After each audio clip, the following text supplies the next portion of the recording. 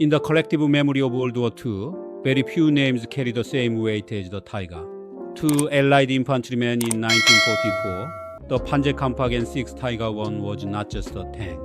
It was a psychological wound made of steel, with 100mm of frontal armor and the dreaded 88mm Korongo 36 gun. It could destroy Allied armor from 2 km away, long before the American 75mm guns could even scratch its paint. The Tiger panic was real. Reports from the front often claimed that every German tank encountered was a Tiger, even when it was only a Panzer IV. But behind the myth of the invincible steel beast, there was another reality. Buried under fear, smoke, and battlefield legend, the Tiger carried fatal flaws, and the American armored force was trained with ruthless precision to exploit them. The United States Army did not win by building a Tiger killer of its own. It won through a brutal and efficient doctrine built on mechanical reliability, superior communication, and a tactical method the Germans themselves called the Flankenangriff, the flank attack. This is the story of how American crews turned the Tiger's greatest strengths into the very things that doomed it. To understand how the Sherman beat the Tiger, you have to look at both machines as tools of industry. The Tiger was a handcrafted Swiss watch.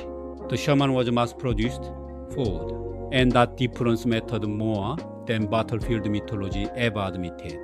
The Tiger was a masterpiece of engineering, yes, but it was also a logistical nightmare. Its overlapping road wheels trapped mud and ice, freezing the tank solid in winter. Its transmission was under-engineered for a 57-ton vehicle, which meant constant mechanical breakdowns. The machine looked terrifying at the front, but getting it there and keeping it running was a different battle altogether. The M4 Sherman was built for a global war. It was designed to be shipped across an ocean, driven for 1,000 miles, and repaired in a muddy field with a wrench and a hammer. For every one Tiger that reached the front, the Americans could field 20 Shermans.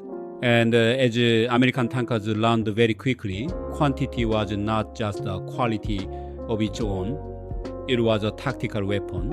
A lone Tiger was a king, but even a king can be surrounded. One of the most overlooked secrets of the American tank crew was the gyro stabilizer. It was not perfect by modern standards, not even close, but it gave the Sherman a crucial edge. It allowed the gun to remain relatively level while the tank moved across uneven ground. That changed everything in a real fight.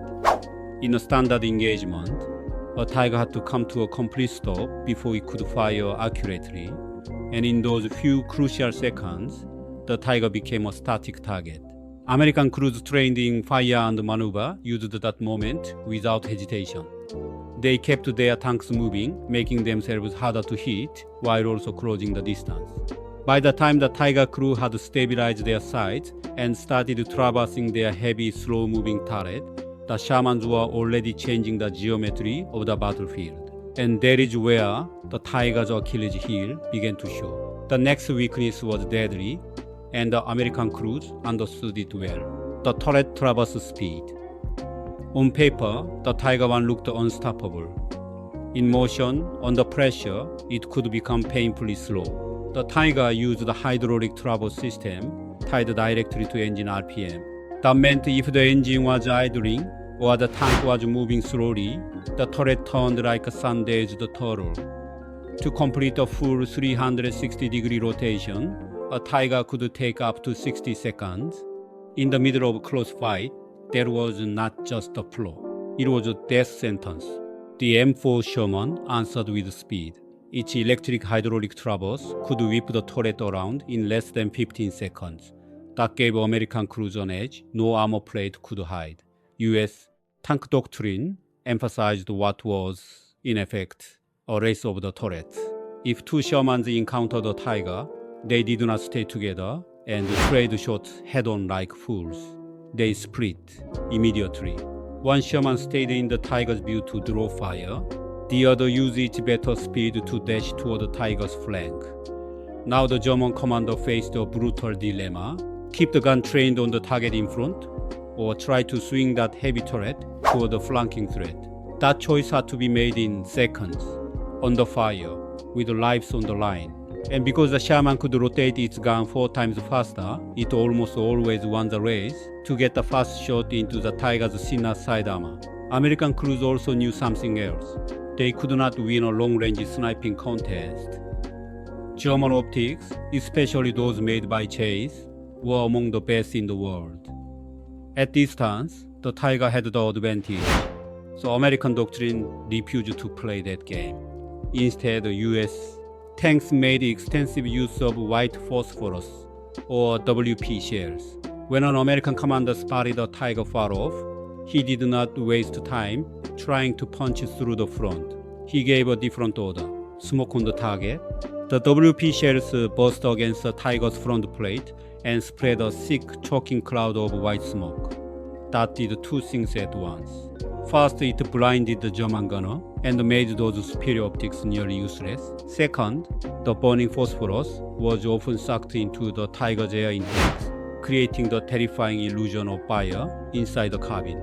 In many cases, their panic alone was enough to force a German crew to bail out. And while the Tiger sat blinded, confused, and under pressure, the Shermans moved fast.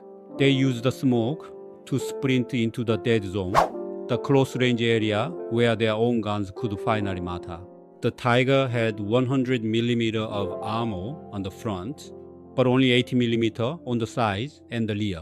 Against an American 75mm or 76mm gun at close range, 80mm of vertical steel was not an impossible wall.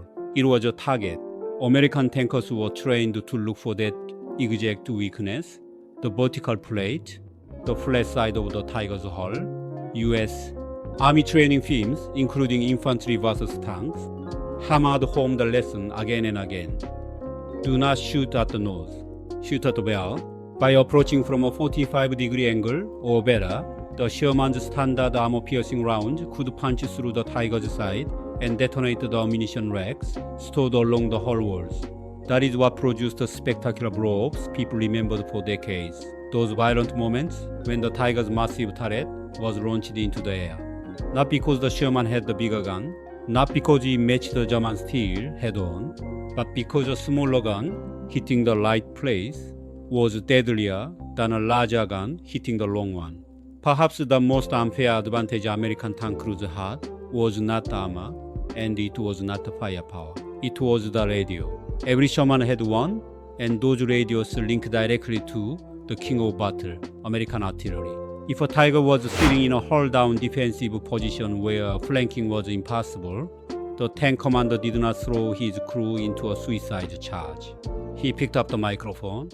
Within minutes, 105mm or 155mm howitzers could rain high explosive shells onto the Tiger's roof. Artillery rarely killed a Tiger outright, but that was not the only point. The concussive force could shatter optics, damage tracks, and trigger spalling, where bits of steel inside the tank broke loose and flew around the cabin like shrapnel. A Tiger did not need to be destroyed to be neutralized. It only needed to be blinded, crippled, or terrified long enough for the next weapon to arrive. And if artillery could not finish the job was could. Fighter bombers became the Tiger's true natural predators. The P-47 Thunderbolt, armed with .5 caliber machine guns and underwing rockets, could strike the Tiger's paper-thin engine deck from above. German crews lived in constant fear of those silver birds. No matter how thick their frontal armor was, they knew one brutal truth. From the sky, they were naked.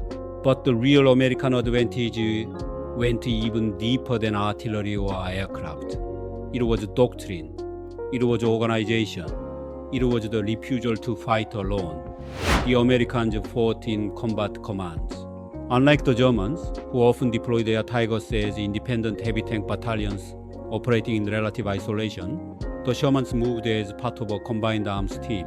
If a Tiger pinned down a platoon of Shermans, U.S. infantry did not stay frozen in place. They pushed forward through brush and broken ground with bazookas, aiming for the Tiger's tracks. While the Tiger was distracted by infantry threats closing in, The Shermans repositioned. This was wolf-pack warfare. The tiger was a grizzly bear, powerful, dangerous, and solitary. The Shermans were wolves, smaller, faster, coordinated, relentless. They tore the bear down from every side at once. That is why the Tiger tank remains remembered as a masterpiece of German engineering, but the American M4 Sherman remains a tank that helped win the war. US tank crews did not defeat the Tiger by matching its strength. They defeated it by exploiting its arrogance. They used speed to cancel its range, smoke to cancel its optics, flanking to cancel its armor. They understood that in the chaos of a real battlefield, the ability to move, communicate, and strike from the shadows was worth more than a foot of steel on the nose. The Tiger may have won the sniping matches in the history books, but the Sherman won the maneuver war of 1944. And by refusing to play the Germans' game, American tankers proved something that battlefield legends often forget. A giant is only as strong as its ability to see the enemy. In the hedges and the forests of Europe, the Americans made sure the Tiger never saw the shot that killed it. If you want more battlefield stories like this, where doctrine, steel, and human nerve collide in the most brutal tests of war, stay with this channel and keep going deeper into the history that changed the world.